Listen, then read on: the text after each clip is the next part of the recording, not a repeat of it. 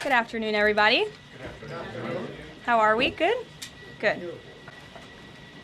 President Trump is saddened and outraged over the brutal murder of two Israeli embassy staff here in Washington, D.C. last night.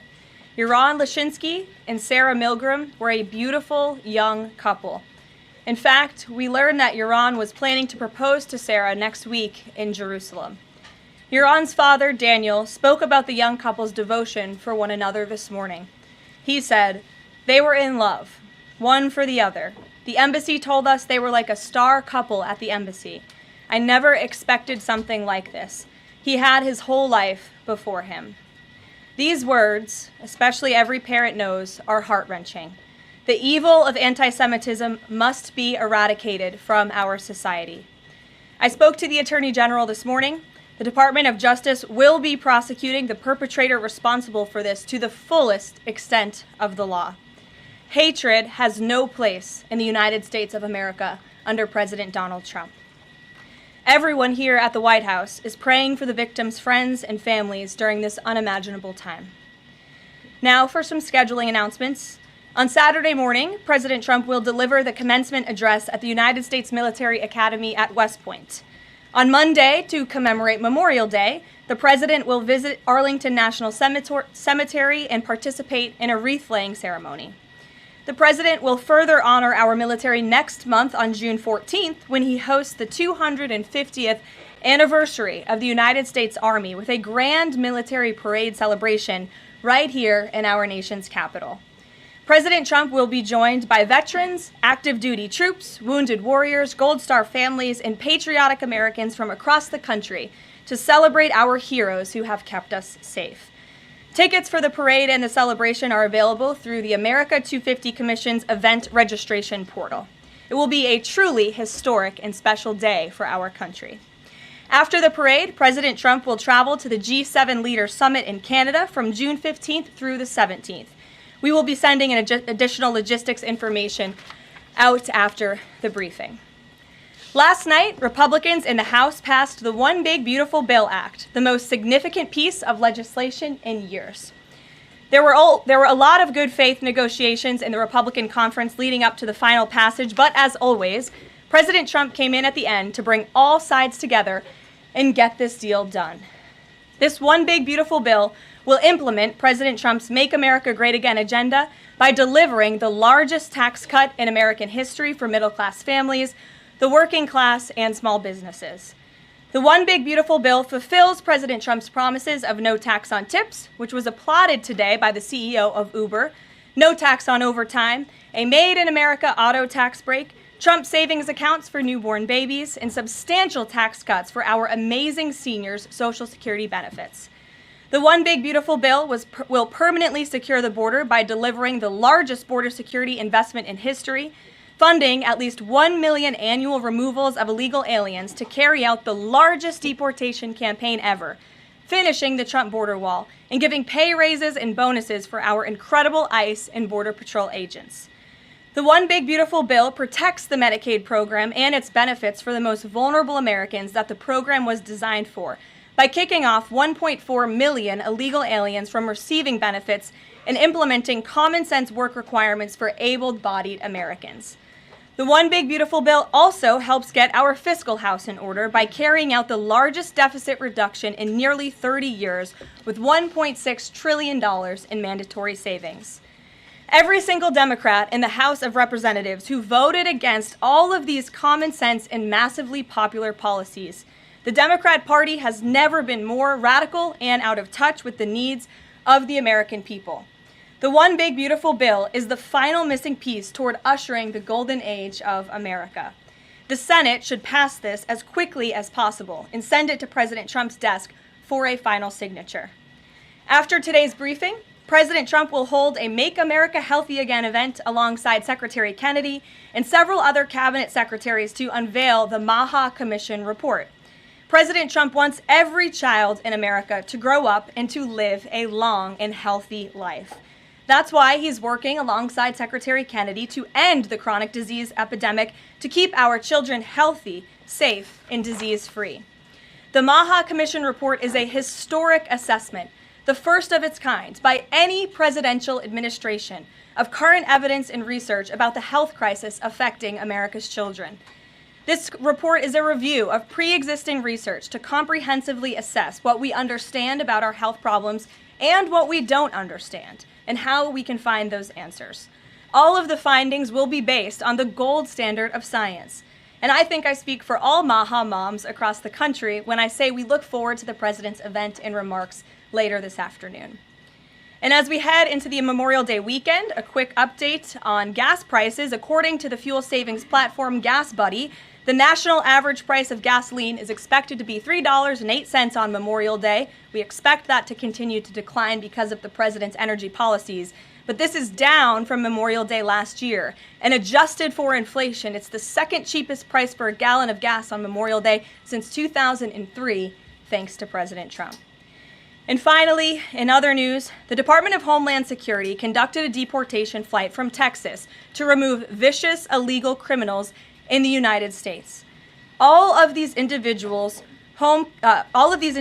were sent or are trying to be sent to a third country. And President Trump promised to get vicious, illegal alien murderers, rapists, and pedophiles like these out of our country, and he is trying to deliver on this promise. But no matter how upset this makes Democrats, we will continue to deport these monsters to keep Americans safe. And here are the heinous of individuals who were on that flight. A Cuban national, convicted of homicide, armed robbery, false impersonation of an official, kidnapping, and robbery strong arm. A Cuban national convicted of attempted first-degree murder with a weapon. A citizen of Laos convicted of first-degree murder and robbery.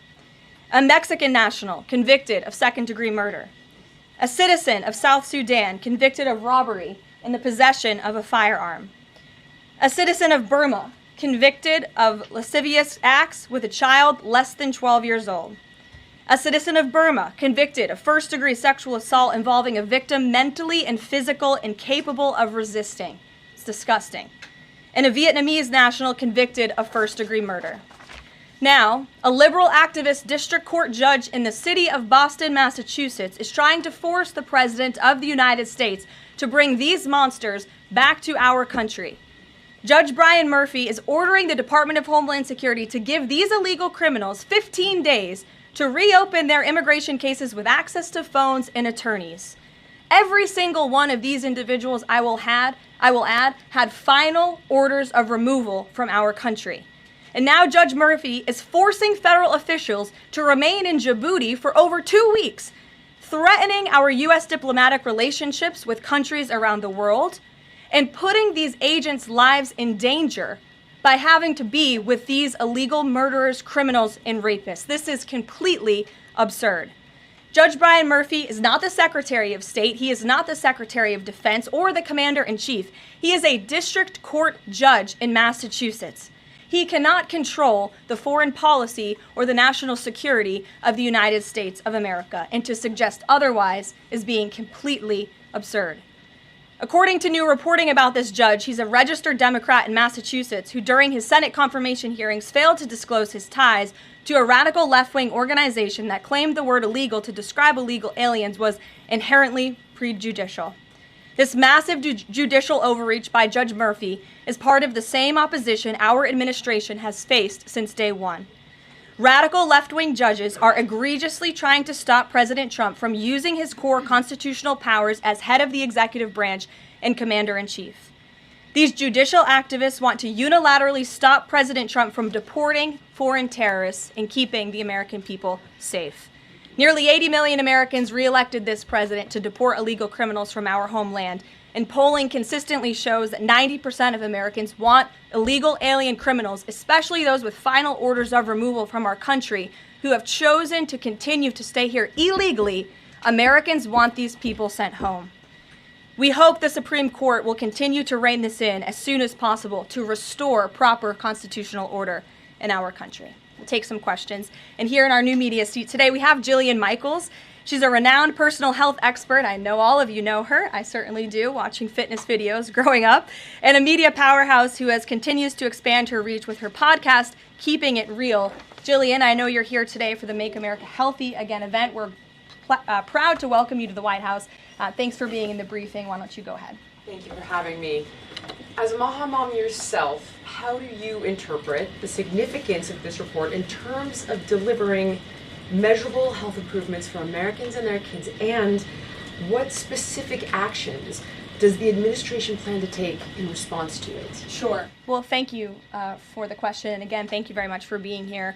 I would like to emphasize, we held a call earlier today with Secretary Kennedy, Secretary Rollins, Administrator Zeldin, and other officials at Health and Human Services to talk about the gravity of this report. When the president took office, he promised to make this country healthy again. And the president signed an executive order directing this commission. And now, less than 100 days later, the commission is delivering this report. It's another promise made and another promise kept.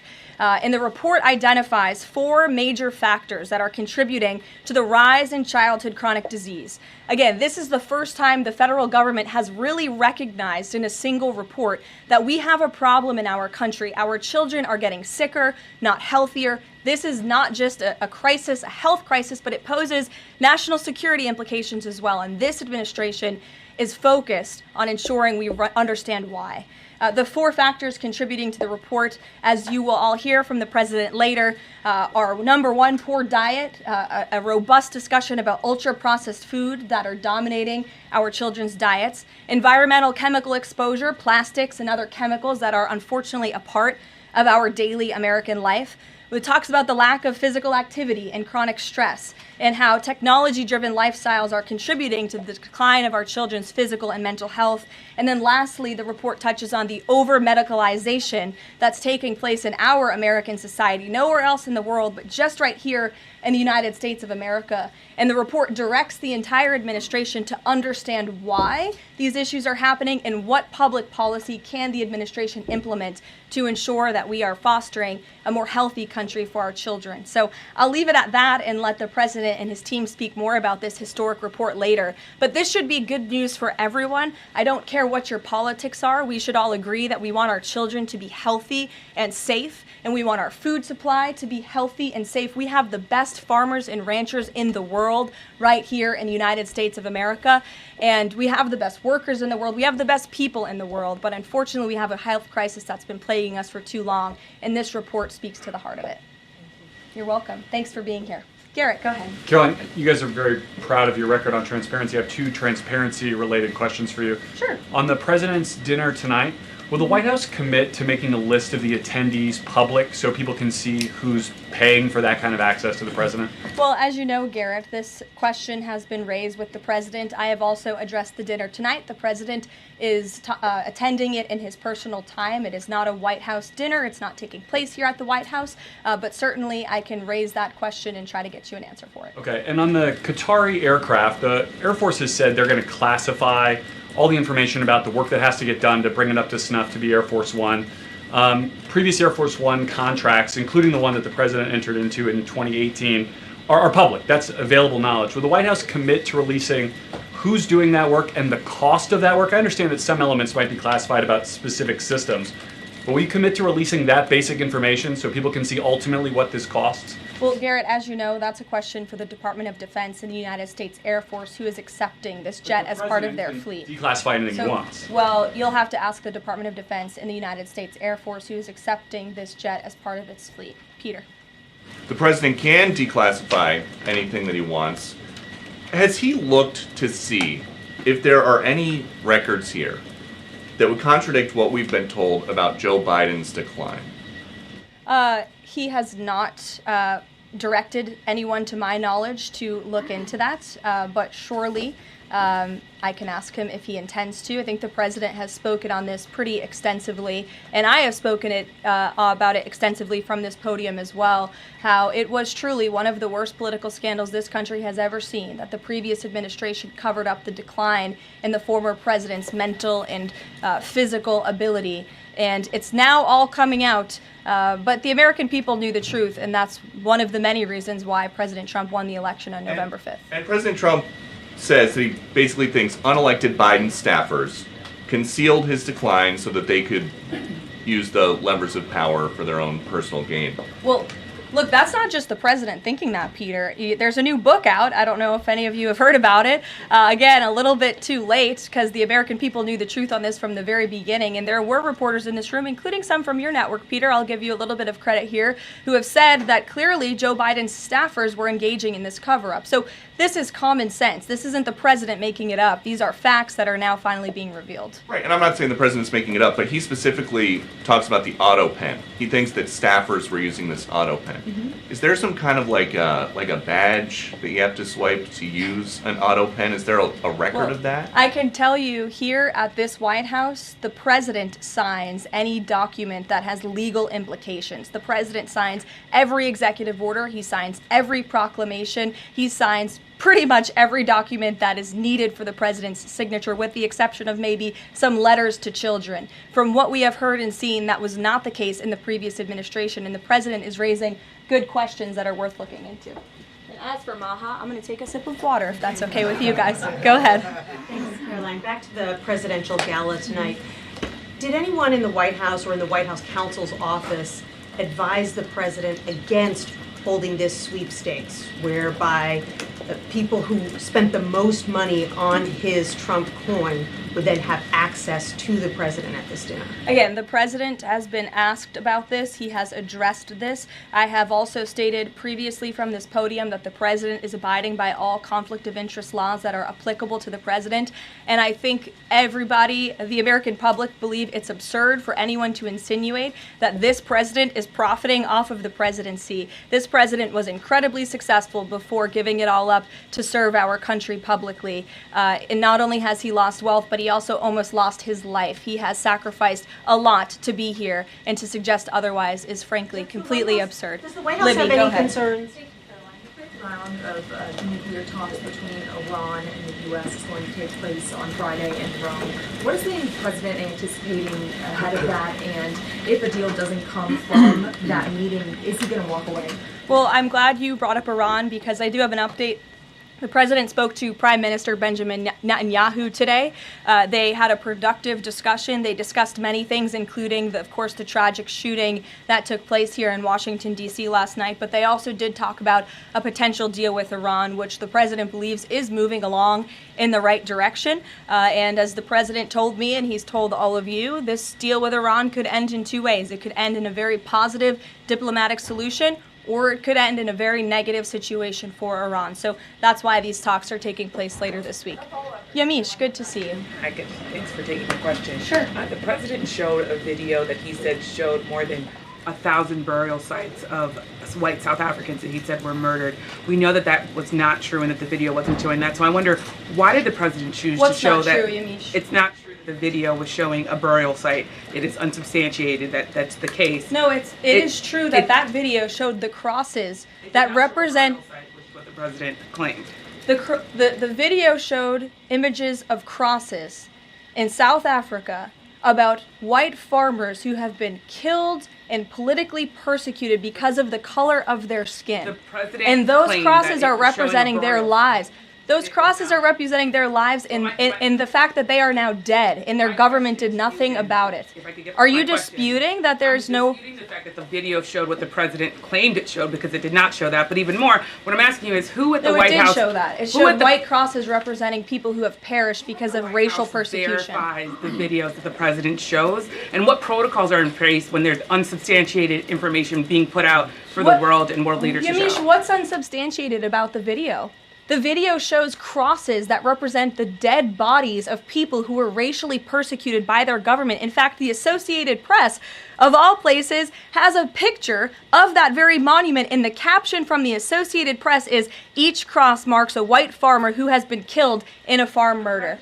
So it is substantiated, not just by that video and the physical evidence that everybody saw on display in the Oval Office, but also by another outlet in this room, the Associated Press. So you should take it up with them if you believe the claim is unsubstantiated, and that's a ridiculous line of questioning. John, go ahead. Go ahead, John. Thank you, Caroline. The big, beautiful bill now goes to the Senate. Does, yes. A lot of the Republican senators have promised amendments that will water this thing down dramatically. What is the president's level of tolerance for their amendments to water it down, and what will be the action taken for some of the amendments that the president does not want? Sure. Well, the One Big Beautiful Bill is named the One Big Beautiful Bill for a reason, because it is a one big beautiful bill that encompasses just about everything this president could want for the American public. It delivers on so many of his core campaign promises. So surely we want to see those campaign promises signed into law. And as the president put in his Truth Social post this morning, and as he said to me, we can celebrate this past the House for a couple of hours, but now it's time for the Senate to get to work. The president has a great relationship with Senate Majority Leader Thune, and of course so many friends on the Senate side of the Hill, and he's expecting them to get busy on this bill and send it to his desk as soon as possible. Phil. Thank you. Given that the president said the other day the SALT cap, we don't want to benefit Democratic governors, if the Senate was to reduce that SALT cap or make any type of changes, would he support that, or is this a situation where done is beautiful and he just wants to pass it? Well, look, it's a hypothetical question, obviously. Negotiations. Well, correct, and the bill passed, didn't it? So now it's off to the Senate where additional negotiations will take place, and we'll see how it goes. Michael. Thank you, Caroline. Two questions on the beautiful bill. One of the campaign promises from President Trump was no tax on Social Security. Now, due to congressional rules, that wasn't able to be included in this bill.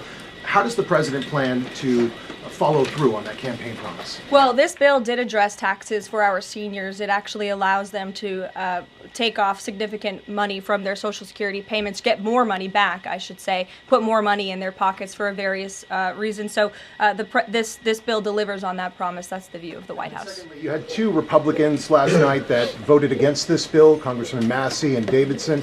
Does the president think that they should be primaried? I believe he does, and I don't think he likes to see grandstanders in Congress. What's the alternative? I would ask those members of Congress. Did they want to see a tax hike? Did they want to see our country go bankrupt? That's the alternative by them trying to vote no. And the president believes the Republican Party needs to be unified, and the vast majority of Republicans clearly are and are listening to the president. They are trusting in President Trump, as they should, because there's a reason he's sitting in this Oval Office. It's because he's the unequivocal leader of the Republican Party. Not just a president for Republicans, but all Americans. The president's approval rating is at an all-time high right now, and it's because he knows how to deliver. And Republicans like Thomas Massey and others should take note. Stephen. Thank you, Caroline. Building on the question about Social Security, the bill includes the president's promises to address taxes on tips and overtime. Could you say his feelings about the income cap? Is he satisfied where that landed? And also on a different matter, could you comment on the investigation that the Justice Department has into Andrew Cuomo? As for the first question, the president is clearly satisfied where the bill landed because it passed. Again, now it has to go to the Senate, so changes could certainly be made. As for your second question, I would defer you to the Department of Justice. Christian. Yeah, thanks, Caroline. Can you explain the decision to totally shake up FEMA leadership just a week before hurricane season? You'd have to ask the Department of Homeland Security in terms of leadership, but certainly the administration, and I know the National Security Council here at the White House is monitoring storms and natural disasters that are happening across the country at all times. We're briefed on those. The administration is briefed on those, and Secretary Noem is leading that effort for sure. Switching gears, Caroline. Yeah, just following up on Warren Davidson, I wanted to read you his quote that he posted online. While I love many things in the bill, promising someone else will cut spending in the future does not cut spending. Deficits do matter, and this bill grows them. Why should that get a Republican primary? This bill saves $1.6 trillion for the American taxpayer. It saves more than any bill that has ever passed Capitol Hill has. In fact, by double. The next bill saved $800 billion. This bill saves $1.6 trillion. So this is a very good bill for the American people, the American taxpayer. And I believe, as an outlet put it with a headline this morning, it might have been Politico actually, they wrote that the American people are going to be flush with cash when this thing is signed into law. And that's a good thing for American taxpayers. Sure, go ahead. Caroline, what is the president doing to win Senate passage by July 4th? And does that include work to eliminate carried interest and make business tax cuts permanent? Where is he on those issues? Well, look, this bill literally just passed the House of Representatives. So now our team is suiting up for discussions with the Senate side of Capitol Hill. The president, again, said this morning he hopes to see this bill at his desk as soon as possible, and he'll be engaged in the process to get it through the Senate, just like he was to get it through the House of Representatives. What kind of assurances did he give the Freedom Caucus members to kind of ensure that this would get through last night was changes to Fannie Mae and Freddie Mac, part of that equation, changes administratively to Medicaid as well? Well, I was in that meeting yesterday with the president and House Freedom Caucus, and he told them how he wants to be a cheerleader for them, a cheerleader for the Republican Party, and for the country. And Republicans faced a pivotal moment yesterday. They could have voted to bankrupt the country and increase taxes by $4 trillion, or they could vote for this one big, beautiful bill which cuts taxes and saves American taxpayers money. And he put that proposition before them, and clearly they heeded the call because the bill passed last night. Sure. Caroline, so on the or this morning, rather. Every day is going into the next. Go ahead. The Netanyahu call. Just curious, did the president raise the flow of aid into Gaza? Is he happy with where that situation is right now? Not to my knowledge, but I can certainly go back and check. And did you have any reaction to the Supreme Court's ruling about the religious charter school today, as well as Justice Coney Barrett's decision to recuse herself? We'll get you an answer on that case specifically. Sure. You mentioned the president has a good relationship with Leader Thune. Has he talked to him specifically about the plan to get this through the Senate? Does he plan, or is he going to reach out to Republicans who have voiced concerns? Not to my knowledge has he spoken to Leader Thune this morning. He very well could have. I just wasn't briefed on that call. We can go back and check for you. The president did speak to Prime Minister Netanyahu this morning. He also had a call with President Sheinbaum this morning. He was receiving his intelligence briefing. He's been very busy all morning. But again, he certainly intends to remain active and engaged in these negotiations with the United States Senate to get this bill done. And just following up on the dinner tonight, you mentioned this is not a White House dinner, but the president is always the president, and the Trump family is making money off of this. So can you just explain, how is this not the president using the office to enrich himself? All of the president's assets are in a blind trust, which is managed by his children, and I would argue one of the many reasons that the American people reelected this president back to this office is because he was a very successful businessman before giving it up to publicly serve our country. Reagan. Thanks, Caroline.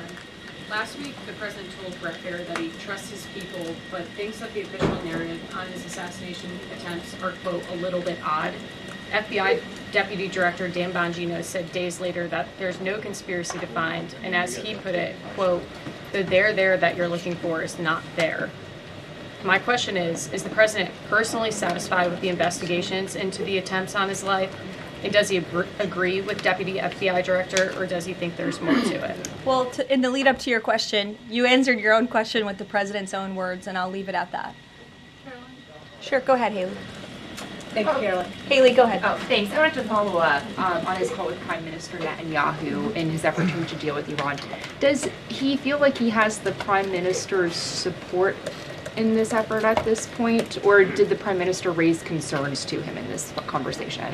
I won't get further into the private discussion between the president and the prime minister, but surely they have a good relationship, one that's built on transparency and trust. And the president has made it very clear to not just Prime Minister Netanyahu, but also the world, that he wants to see a deal with Iran struck, if one can be struck. He does not want to have to take the latter option, the more severe and negative option. He wants to see a deal. The president is a deal maker, and he believes strongly in diplomacy, and he's made that clear to the prime minister, but also to all of you and, frankly, the rest of the world.